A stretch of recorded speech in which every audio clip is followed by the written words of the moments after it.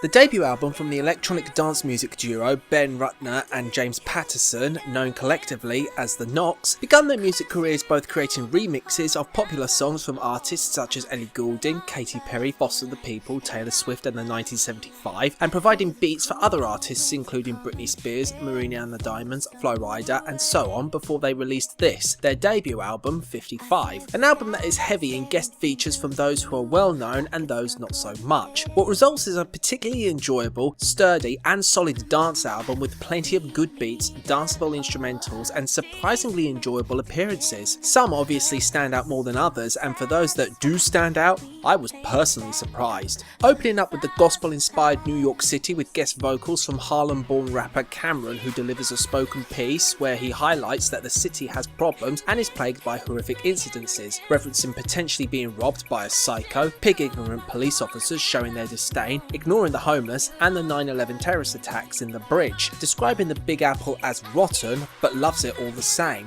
With gospel vocals, simple piano instrumental, drum beat that doesn't wash out any of the shine and added effects, it's a strong opener. The next track, Time, despite featuring no guest vocalist, mainly consisting of what I can only assume are session singers, is one of the better tracks on the album to not have a recognised name credited. The gospel style is carried over, as is the sweet piano line, percussion that's restrained, bongo drums and a hint of synth line. It's a song encouraging the listener to live a life that's to be remembered, questioning them on what they're going to do and how they're going to spend their time they have on earth. And although I'm not too crazy about the delivery of the second verse, there's more than enough to like about this song. The other two tracks with no credited vocalists are Dancing With Myself and The Key, and in my opinion are the two weakest tracks on the album. The first having a decent bassline groove, but I do find the vocal delivery rather unattractive, and the theme of a failing relationship comes off as rather thin and underwritten. And the second track, probably my least favourite song on the album, has a decentish beat to it but suffers from unintelligible deliveries, a swamped out, percussion heavy production that's unflattering, and for a track where the singer's inviting some woman to drop it down low and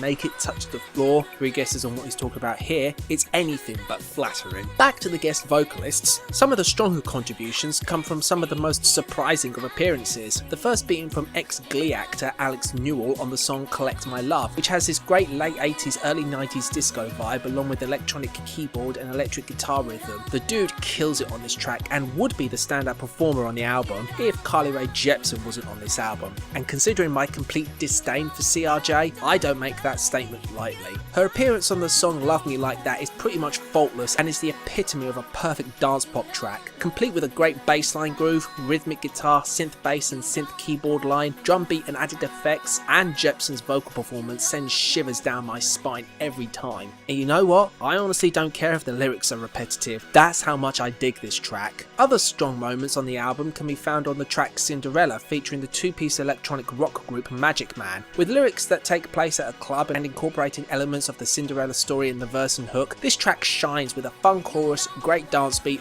whistling effects, bass and electric guitar groove and other synth effects. Being picky, the percussion could have been turned down a little to allow the real instruments to have more prominence. Tied to You, featuring Illinois-born lead singer of Semi-Precious Weapons, Justin Tranter, also scores points for an addictive dance beat, piano inclusion, brass section and steel drums, bongos and other percussion instruments, despite not having the same addictiveness as tracks like Collect My Love and Love Me Like That. And the lead single, Classic, featuring alt-pop duo Powers, for also being another fun dance pop track with a strong electric guitar rhythm, keyboard piano, lingering bass line and drum beat. And I also kind of like the remix version at the end featuring Fetty Wap, although his appearance doesn't really do anything to add to the track. It's not as good, but it doesn't really make the song any worse. Some of the guest appearances that I'm not too crazy on would be on the tracks Comfortable, featuring ex-Ambassadors. Despite the synth bass driven groove, I don't find myself drawn to the vocal performance, with lead singer Sam Harris pulling off his best John Grant impersonation, which isn't all that great, and the instrumental is quite basic and with very little in terms of memorable qualities. Purple Eyes, featuring Phoebe Ryan, feels washed out with the muffled bass line, low drone in the background, and feels like it's lacking a bit of life and personality personality to it, not helped by Ryan's vocals, which don't really give the song any character, and she doesn't possess much in the way of power, and on a track as basic as this, it does come off as filler more than anything else. I think I should like the track Kiss the Sky with Wycliffe Jean more than I do, but the robotic delivery in the first verse doesn't settle entirely well with me, and although the second verse improves with a much clearer delivery, the same vocal effect is still present and it is slightly off-putting. I think I would have liked it more if that hadn't been present, as thematically it's a good track and I do like the hook that's provided. Same story for I Wish featuring Matthew Coma. It's a good track, but whoever was the person that decided to have Coma's voice constantly buzzing throughout the track along with random effects splattered here and there needed a smack upside the head. It just feels like there's too much going on. And the aptly titled Best for Last featuring Walk the Moon, encompassing a decent bass groove, synth line, synth strings and drum beat, but I prefer my vocals from lead singer Nicholas Petrika to have a lot more force and energy behind them. It's not a terrible performance, but somewhat passable, except for the swamped out vocals near the end of the song. Overall, I do believe this album has a lot of merit to it. There are a good collection of strong dance pop tracks, and for the most part, the guest appearances work terrifically, some really blowing me out of the water.